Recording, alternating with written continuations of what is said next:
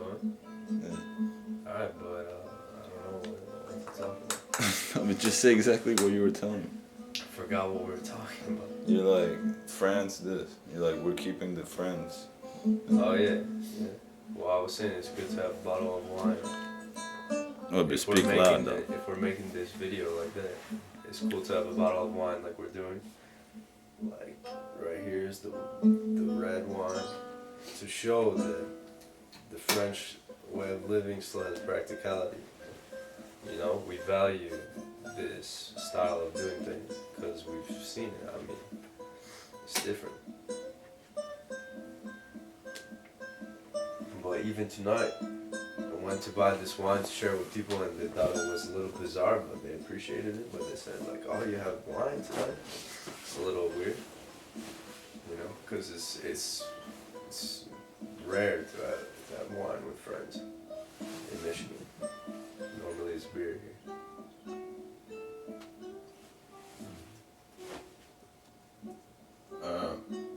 So, like, what was the first thing you were? What was the first time you went to?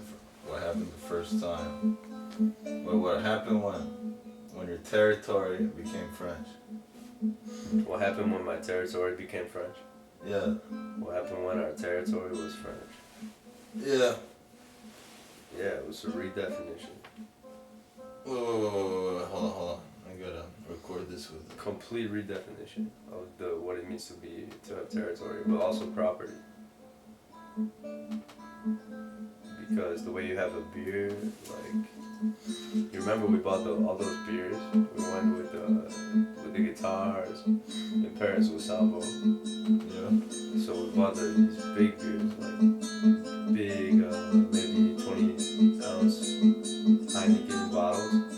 And the way you have them, you don't give each person a bottle that's their own bottle, but rather you open one or two at a time and you just pass them around.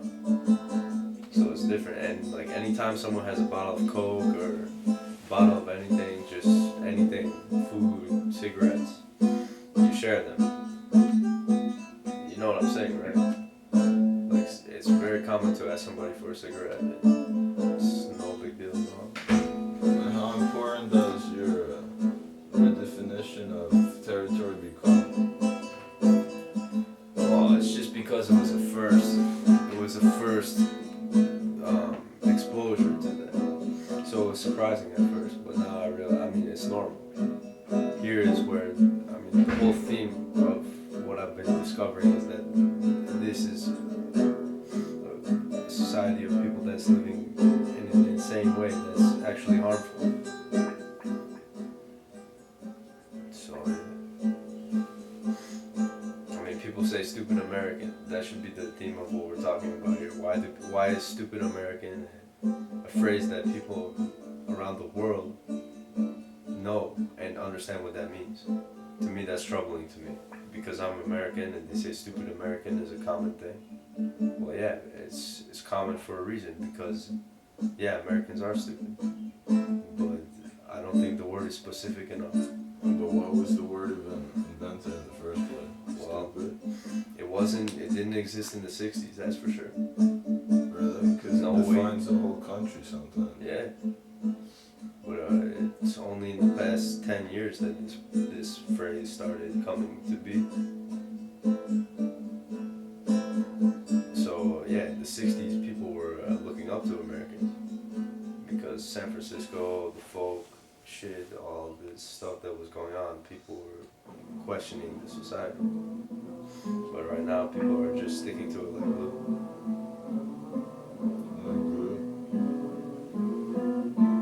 Hey, can you put the Jolly Hooker on iTunes? Well, should we even have music in there? Yeah, it's cool.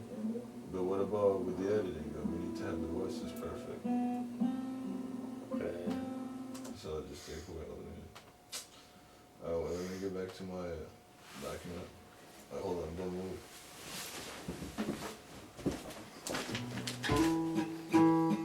Let's talk about your experience with music before France, how you envision music, and how you envision music when you got to France. how did the music change for you? Alright, before France, I viewed music as a kind of a duty, somewhat.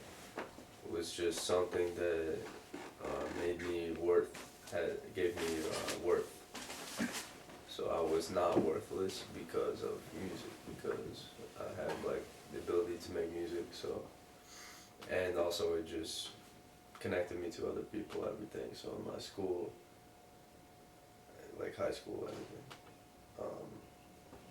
Most of the ways I knew people had something to do with music, and that's just pretty normal. So in France, then I was just realizing like, oh shit, these people are down too. These people are down with music, so that's cool. But I remember at some points you were hearing like American influences in their music. Yeah. Well, there's American influence in more than just music in France. I mean, Sous ma bite on Saint Valentin. When I saw that, I was tripping, man. Sous ma bite pour Saint Valentin. Yeah. That's fucked up, man. That's what they say in France. Yeah, but that's just one guy on YouTube. That's how they respond with YouTube. Alright, but what about NTM? What about Anten? To make a group that's called Fuck Your Mother? Nick ta mère? Yeah. Yeah. The whole representation of your group that is saying to make music is called Fuck Your Mother. Yeah, but everyone forgets it when they get used to Anten. But still, it's hard for me to forget that that's what they're called. It's like MILF. Yeah. That's what they're called. Well, and it's Well, not a just good like thing. Anten. I mean, this is an example of France adapting American values, the bad kind. So yeah, there's examples of that, but there's also like, of course, Salvo, Matthew, all those guys, Roman, Sammy, they're all down, like they all have had some time, they've taken some time to listen to American music, and they like it, you know? So, it's really complicated, because there's good American music too. But there's the devil, and you can be tempted by it, and you can say Nick ta mère, but it's just not a good thing to say. Et sous ma bite pour Saint Valentin, c'est pas une bonne chose à dire.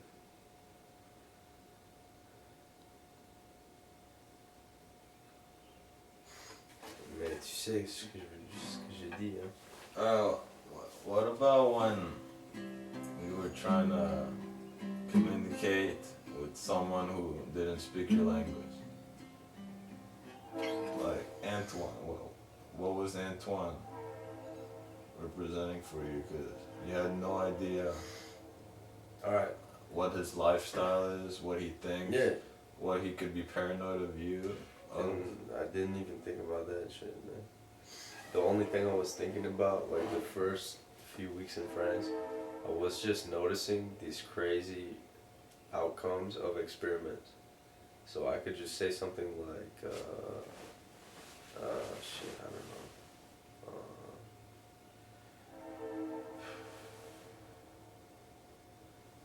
I mean, even as simple as like, say bien or say bon. You know, then people will react to that, and they recognize it as a normal thing. Or like, t'as du feu. So that's a perfect example, because at that moment I need a lighter for a cigarette. I don't have any fire. I can't make a cigarette. This person next to me does not know one word of English. So then I can just say t'as du feu, and then they say yeah, and they give me a lighter. Then I realized that it's possible to communicate in French. I mean, that's the very beginning of being able to speak French. Is like. So did you think that it was simply impossible before you went to France? I mean, you knew you were gonna end up learning French. Yeah. Do you think you were gonna learn it so fast? But the first moments of actually like communicating where people understand you, it's pretty surprising when it happens. Well, you realize the power you have, but you're using a completely different language. Yeah. Something So- that didn't make sense to you in the past. Yeah, exactly. And if I say tajifu to my mother, she has no idea what that means. So you know, it's just bizarre. Well, but as you were learning it, did you have the impression that you knew the language before? That it's always Maybe been because with you? only because of you, though. You know, Yeah. like if I wasn't friends with you, then I wouldn't know anybody who I can share empathy with about it, About what? about the language, about like the fact that tajifu means something, Yeah. right? So it's hard for people like around here that I've met who are trying to learn French or you know speak some French. Like even some people can say whole sentences, everything, but the way that they speak is just a little off to me. Like it feels uncomfortable because they haven't seen it like real from a real French person. So it's a lot different. But yeah, I mean that first time of making a connection. But no, there was nothing like the one girl, man. Wait, the what? The one girl? Yeah. What There was girl? one girl that I met that I didn't. It was really early, like before we went to Tokala, and I didn't know how to say anything. But I just, it was when we took the mushrooms, so I was just experimenting Oh, yeah. about whatever I could say, and it just worked. Like it was, she completely understood everything I was saying to her But how were you communicating with her then? while I was playing the guitar first. Uh, So that's because music has power to put people in a trance, you know. So I had her in a trance kind of with the guitar, but then that's just a way of like saying hello. And then yeah, I just tried to say any words that I knew would make sense, like simple shit. So I said like, I don't know, je ne sais pas parler français, mais avec mes yeux et tes yeux, c'est bien. That's all I said to her. And that makes sense. So yeah, it was like cheesy or whatever, but I didn't care because it was an experiment and it worked. You know, just to see if the fact that like you say something and somebody understands what you're saying. So the first time it was just a fascination with the concept of speaking a different language, you know, all of that. But obviously, I've kind of moved on from that now because once you can speak, it's yeah, but weren't you like trying to communicate basic emotions so you didn't need to elaborate? So it's easy. You say that's good enough. That's all I need is eyes and eyes. yeah, But what if you're trying to get a message across, a plan, or yeah. Then it becomes more complicated. something where you actually need help? Yeah, yeah. So that's when you need to know that. What about the Where's Murphy part? Yeah. What about it? Well, what was going on there? Alright, so we were talking about Waldo, and I was trying to explain him. Well, I don't know. I mean, we saw the video. There's just one point where, like, I was talking to Antoine, and there was a moment where he was like, "Yeah." Like I said something to him, and he understood what I said. But apart from that, it was just a lot of talking. Wait, who brought it up? The Where's Waldo? Because he calls it Brian. Yeah. I But don't who's know. Murphy? Oh, yeah.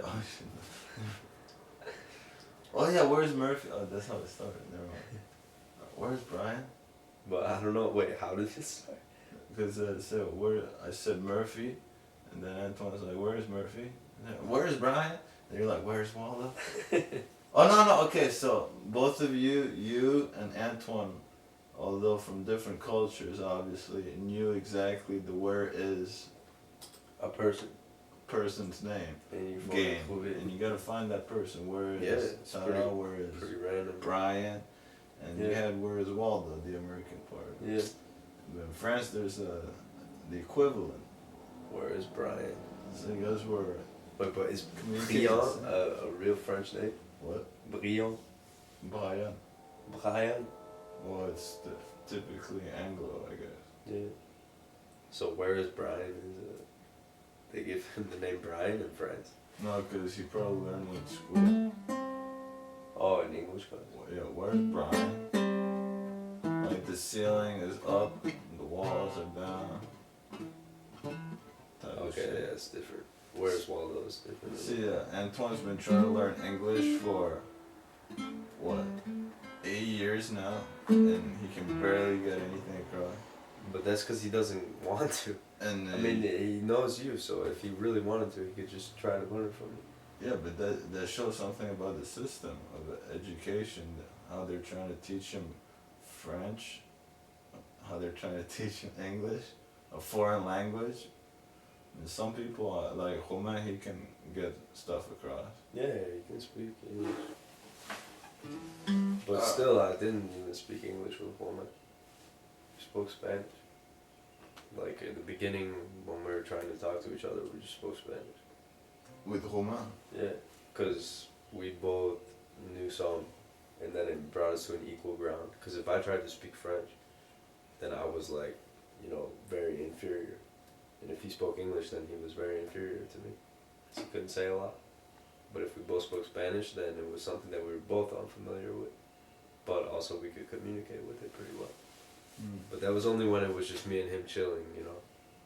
Like a few times we were waiting for you guys somewhere, then we just spoke Spanish. But it was definitely, you know, bizarre. Yeah. Because we're not used to speaking Spanish, especially with somebody who doesn't even know Spanish. It was really weird, but pretty cool though. Right. So that's all the kind of cool shit you get when you bring people together from different cultures.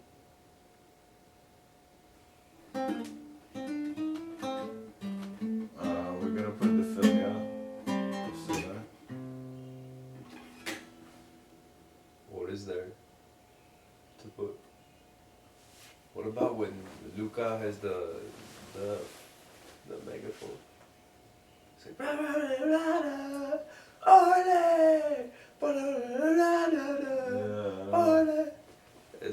it's cool. It's gotta relate to music. Oh yeah, Of course, I mean that is Say music. something about the theme, your music.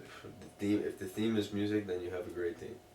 Okay, well, what's so important about music? Alright, music is basically a tool, and you know, like the classic scene of like the hypnotist with the swirly, you know, spiral that puts you into a trance, that can make you do shit. Yeah. Well, that's what music is. I mean, I just saw a concert last weekend.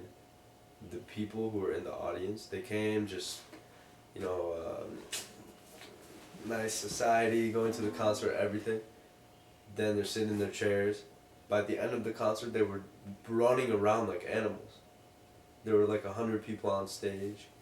Those were the people who were really, like, entranced by the music. So music can really get you Okay, what does it mean to be in trance? in a trance. You can't explain it, but if you know the word, you know what it means. It's like ecstasy. Some ecstasy. Yeah. Okay. So yeah, it's just when you're not thinking basically.